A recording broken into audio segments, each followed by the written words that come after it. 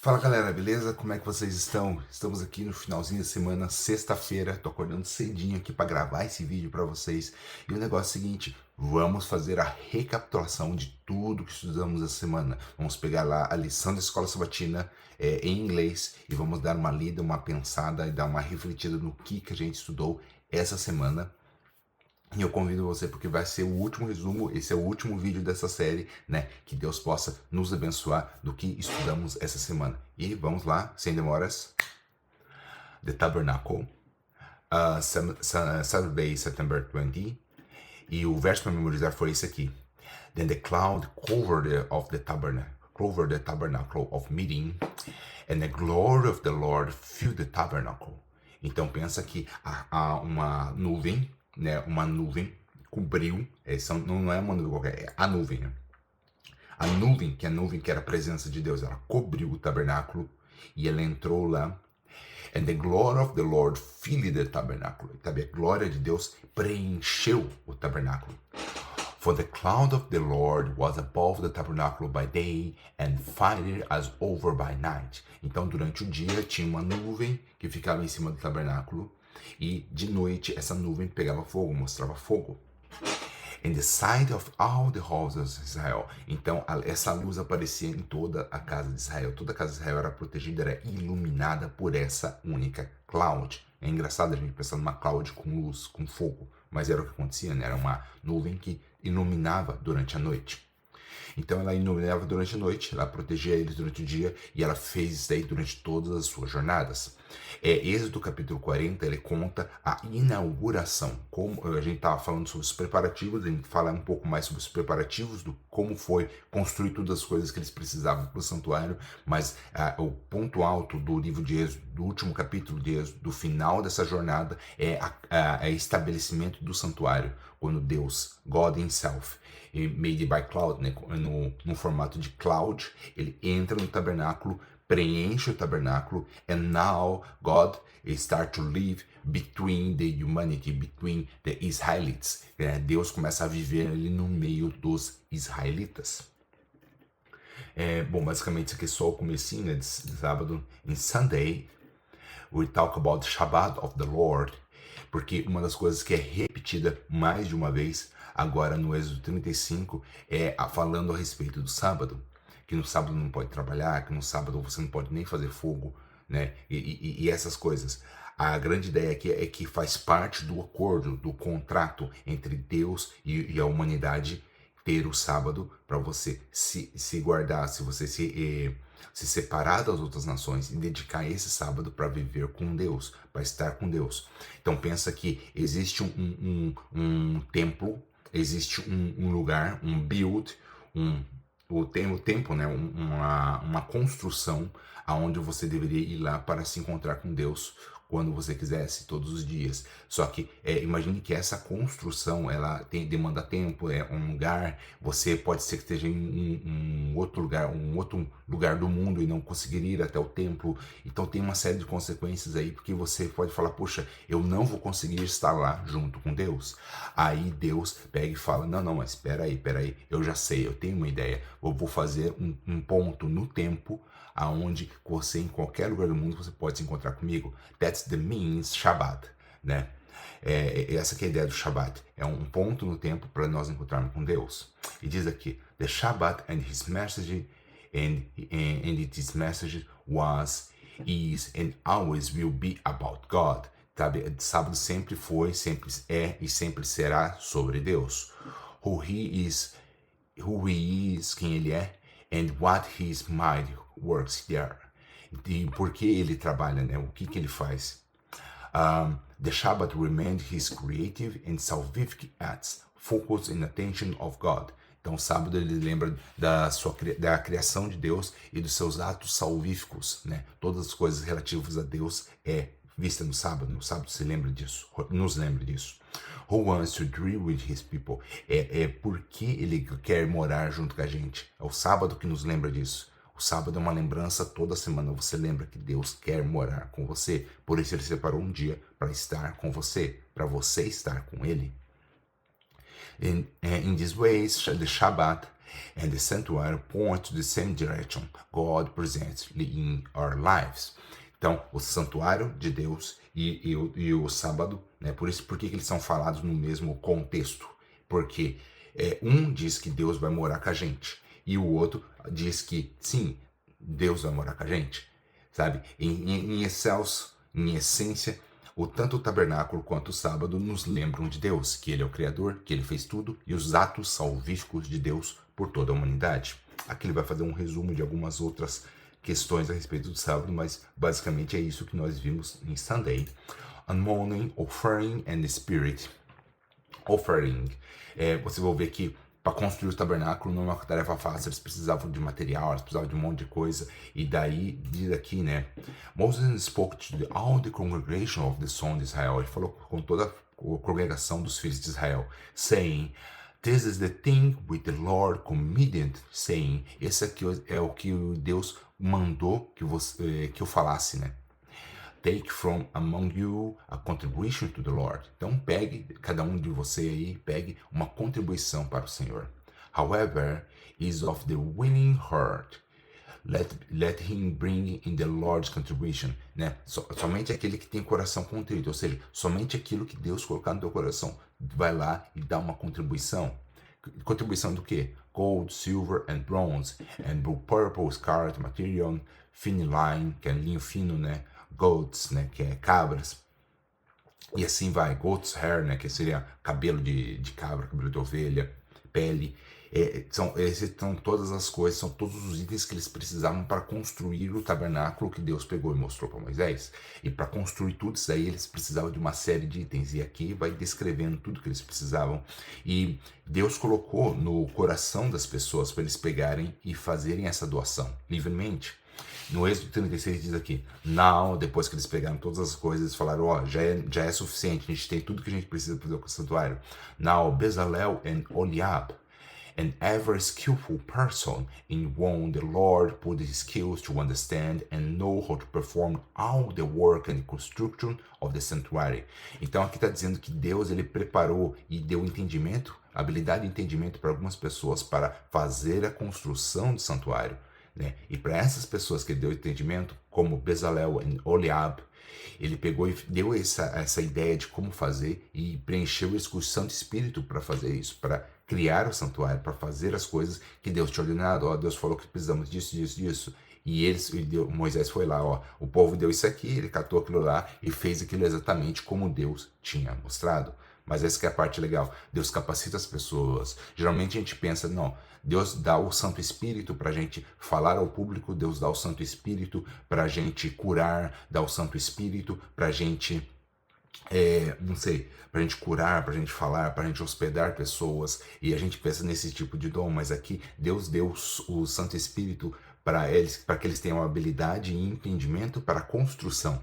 Então, eu não sei qual que é o seu dom, mas cada dom Deus pode usar para o Santo Espírito. Às vezes, que nem minha esposa, a gente estava conversando sobre isso, provavelmente ela tem o dom da organização, ela gosta muito de organizar e ela se sente muito ativa na igreja organizando. Ela não gosta de ir à frente da igreja e falar, não é o dom dela. Ela não gosta de ir na frente e cantar, não é o dom dela. Mas quem sabe ficar nos bastidores, cuidando da papelada e tal, de organização, separar as coisas, isso é o dom dela, essa que é a ideia dela.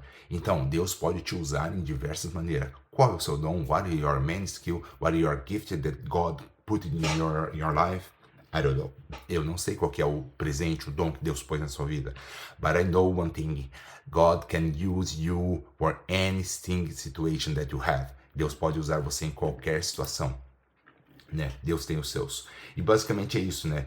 Through the guidance of the Holy Spirit, ou seja, pela guia do Santo Espírito, God equipped and empowered the people to accurately build the tabernacle. Então, pelo Holy Spirit, Deus separou e fez pessoas específicas para construir e ajudar na construção do tabernáculo.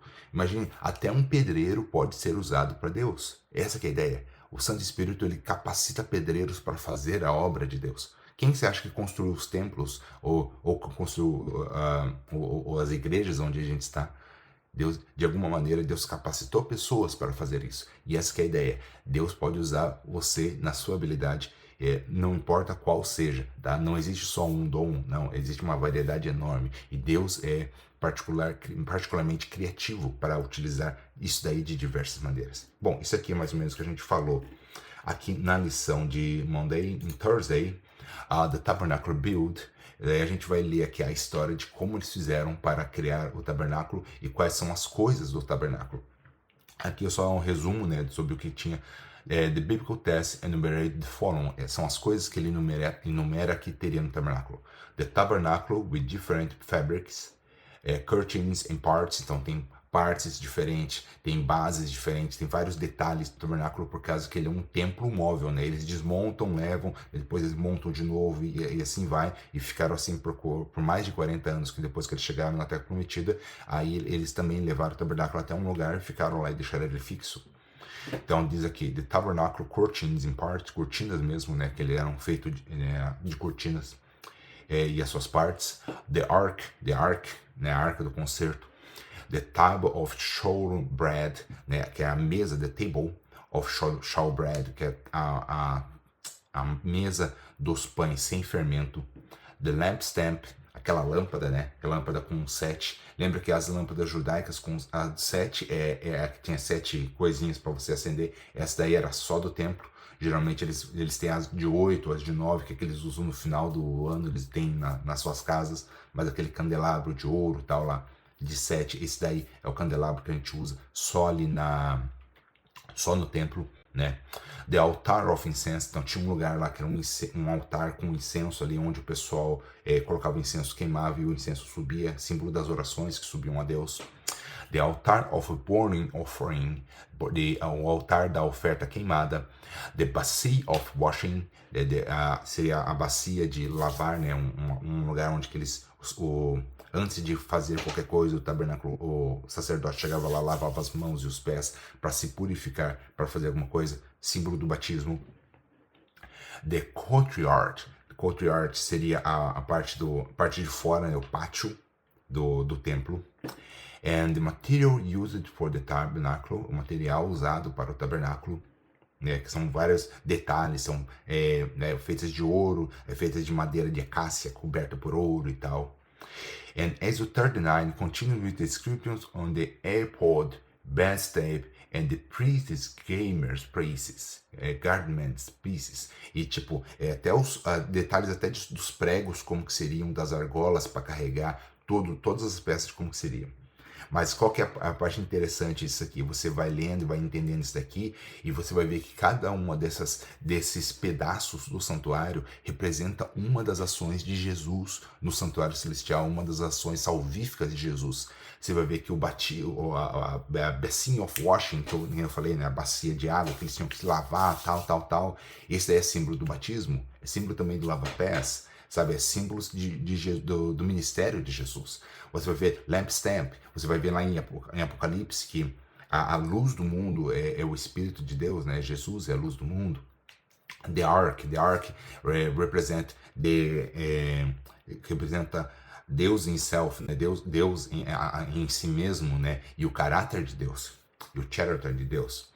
The table of showbread, né? A mesa com os pães sem fermento, que são 12 pães, representam as 12 tribos de Israel, mas também representam Jesus, né? O pão sem fermento, né? O pão que desceu do céu sem fermento, porque é sem pecado.